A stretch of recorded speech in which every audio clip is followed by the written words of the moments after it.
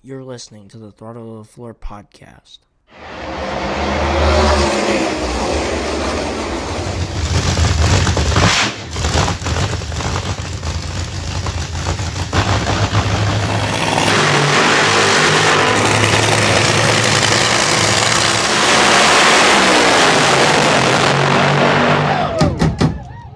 Hey y'all, welcome to today's episode of the Throttle to the Floor podcast. I'm your host, Earnest, here today with my co-host, Evan Sager, and my guest, Noah Altman. Hello, y'all. What up? Before we get into the IndyCar and NASCAR previews, I want to mention quickly a great win for motorsports, if you will. The Kansas Motorsports Venue Protection Act under Kansas State House File 2416, which unanimously passed in the House, their House back on February 12th, 2026, and it also passed in the Senate with a 38-2 vote on March 19th, 2026. It's now heading to the governor's office. This bill, it protects any racetrack or drag strip from any complaining homeowners up to a 5-mile range, as long as the track was built before the homeowners moved and stuff. It's very similar to a bill passed back here at home in Iowa back in May 2025, where our current governor, at least for the time being, Iowa Governor Kim Reynolds, passed Iowa State House File 645, and it's also similar to House Bill 926 in North Carolina, which was enacted into law last October. So a great win for motorsports to protect all these racetracks and drag strips and everything, and similar bills are currently being introduced in Indiana, Ohio, Wisconsin, and Oklahoma. But back on track anyways, I want to get started here with IndyCar. They're at Barber Motorsports Park this weekend in Alabama. Can Alex Palou dominate and win again like he did last year at Barber, where he led 81 of 90 laps from the pole on his way to victory? I mean, Palou's definitely not as strong as he was to start off like he did last year, but he's still pretty dang competitive. I mean, he won the Streets of St. Pete. He made a mistake at Phoenix and wrecked out, and then finished second at Arlington a couple weeks ago. So, I mean, Palou, I'm not an avid IndyCar racer by any means. But, I mean, I did watch some highlights from last year's race, and I feel like Palou could do it. I feel like he could win this race, and very well will win this race. yeah, for sure. But multiple drivers have yet to win this season, but have won previously at Barber, looked to challenge, including Scott McLaughlin, who won here back-to-back in 23 and 24, Joseph Newgarden, who won here 3 times in 2015, 17, and 18, and Will Power, who also won here back-to-back in 2011 and 2012. Will Power, can he have a strong run in Andretti again? He finished 3rd at Arlington. It seems like he's starting to finally find his footing. Hopefully. Finally, at Andretti. Speaking of Andretti, Kyle Kirkwood, who after his Arlington victory leads the point standings for the first time in his career, but he only finished 11th at Barber here last year, and he only has a best finish of 10th here in 2024 in just 4 career starts. So I don't really think he's going to hold that points lead, but No. never say never, I guess. I mean, it's possible. Yeah. Also, Scott Dixon, just in 15 starts here, okay? He has 9 podium finishes, but no wins. It's Sheldon Creed 2.0. Yeah. But specifically at one track. Yeah, and he has 20 total career wins on road courses, but not one here. So, I don't know. Maybe Dixon steals Palou's spotlight at Chip Ganassi. But Barber is one of the most hilly tracks on the circuit. It's around 80 feet of elevation, which is 4th in IndyCar, behind Mid-Ohio at 136 feet, Road America 150 feet, and Laguna Seca, which this year is the finale, at 180 feet. But however, you can't mention Barber Motorsports Park without mentioning its particular art design placed all around the racetrack, thanks to track founder George W. Barber Jr., rest in peace, after he passed away a couple weeks ago. But just all the different sculptures around the track, it makes the track feel almost more like a stroll in the park. Yeah. Rather than just a hilly road course that requires precision at every turn, especially that big spider. It's very distracting. Hey, if you drive the track enough, it might just start to grow on you. Yeah, but Alex Palou looks to win at Barber just as he did last year in dominating fashion on another Sunday drive, if you will. Sunday stroll through the park. Sure. Yeah, but and I actually picked Alex Palou for this race. So hopefully he can get back-to-back wins at Barber. And his third overall, he won in his rookie season in 2021. Evan, you went with Pato Award, who actually won here in 2022. That was a shot in the dark. I'm not going to lie. I don't blame you. Haley went with Alexander Rossi. Stacy went with Joseph Newgarden, who's won here 3 times. Bernardo went with Scott Dixon. Dixon looking for his first win here at Barber. I mean, it'd shock me, but it wouldn't shock me because it's Scott Dixon. I mean, you kidding me? And Noah, you went with Scott McLaughlin. Yeah, I mean, just besides last year, he won the last 2 years, 23 and 24. So, I mean, I think if he can get his streak back, we're looking good. Yeah. But getting into Martinsville now, I want to start with O'Reilly's. Just as if the O'Reilly series wasn't chaotic enough. I mean, limited track time as O'Reilly's only got their practice session in before qualifying was rained out. So that's sure to be an issue. So, we have a completely green track now. Yes. That's only going to get a little bit of rubber before the race tomorrow night, thanks to cup practice and qualifying tomorrow. But still, if this year's race looks like last year's Spring Martinsville O'Reilly's race, we are in trouble.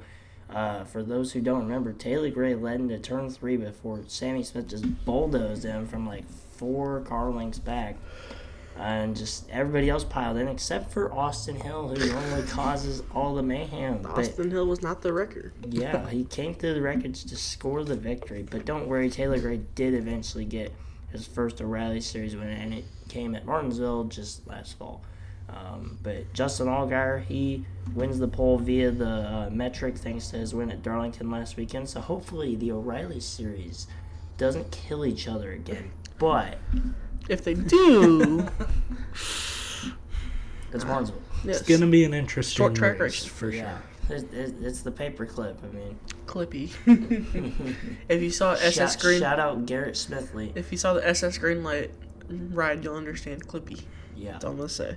Yeah, shout out Garrett Smithley with that banger of a scheme. But our picks for Martinsville in the O'Reilly Series, I am picking Taylor Gray. I hope that he's able to double up from his win last fall and also get revenge from last spring.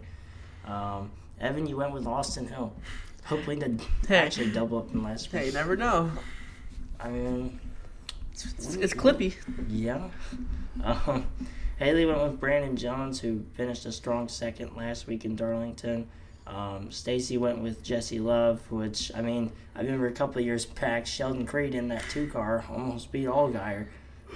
We all remember that was another race. crazy finish. Something about the O'Reilly Series at Martinsville with just these crazy finishes. It's just a different race. Yeah. Bernardo went with Sam Mayer. Noah, you went with Sammy Smith. Please don't bulldoze the whole field. Yes, I'm just please hoping do. for a good result. Please do, so I can get another win. Okay. So maybe not. Okay. Let's be honest. I think we know that it's either going to be Austin Hill or Corey Day bulldozing the whole field. So. Okay, it's a short track race. Anything's possible. Yeah. We saw last year. Yeah. Corey Day's been good lately, but getting into Cup-wise, Cup and also O'Reilly's, they're running the same tire setup as last fall when Goodyear introduced a new left side tire to increase tire fall off. It worked last fall, but at the same time, it didn't. It fired back. Yeah. William Byron, he won that race from the pole after leading 304 of the 500 laps. He's seeking his 4th Martinsville grandfather clock on Sunday. There's also Ryan Blaney, who finished 2nd last fall to Byron after leading 177 laps of his own. So for those counting at home, that's 481 of the 500 laps led last fall were between those two guys, and they finished 1-2. So the tire fall off worked, but the tire fall off did not work at the same time. Darlington. Yeah. It felt like Darlington last fall at Martinsville, but Blaney also won the fall race in both 23 and 24, so I thought he was going to win last fall, and here comes Byron just steamrolling everybody. Also, Chase Elliott, despite just one win at Martinsville back in the fall of 2020, feels like ancient times at this point. Almost like 5.5 years ago, but he scored 4 straight top 5s here. He's come agonizingly close to his second grandfather clock trophy in the past 2 years. So we'll see if he can get it done. And I want to mention Tyler Reddick for a second. If Tyler Reddick even finishes remotely good this weekend, we might all be screwed. Short tracks are like his worst track. We need the tinfoil hats. Okay, I don't know if I'm not a believer in that kind of stuff, but whatever you want to do. I'll wear a tinfoil hat next episode. Okay, that's a little far. Just throwing it out there. Just maybe a step too. Throwing it out there, but he's pretty horrendous here at Martinsville. Just 2 top 10s and an average finish of 19.4. But Reddick said it himself: if he wins this weekend at Martinsville, the world's gonna end. Yes. Oh. So I mean, we'll see what happens. He ain't wrong. With the current situation of the world right now, wouldn't surprise me at this point. Yeah.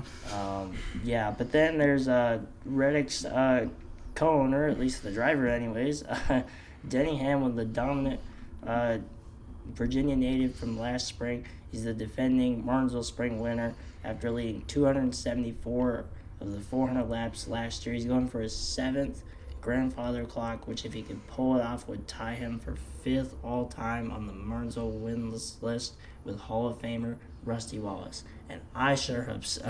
I do too. I don't care if you get points. Well, yeah, you're a Hamlin fan, but I'm a Hamlin. I picked him.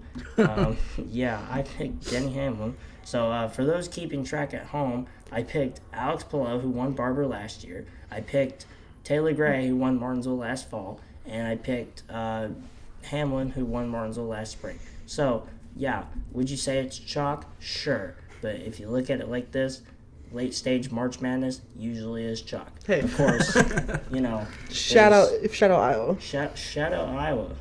Elite 8 run. Gonna go farther than that. They're gonna beat Illinois tomorrow night. But Yes. yeah, We got Evan, the better corn. Evan, you went with Chase Briscoe.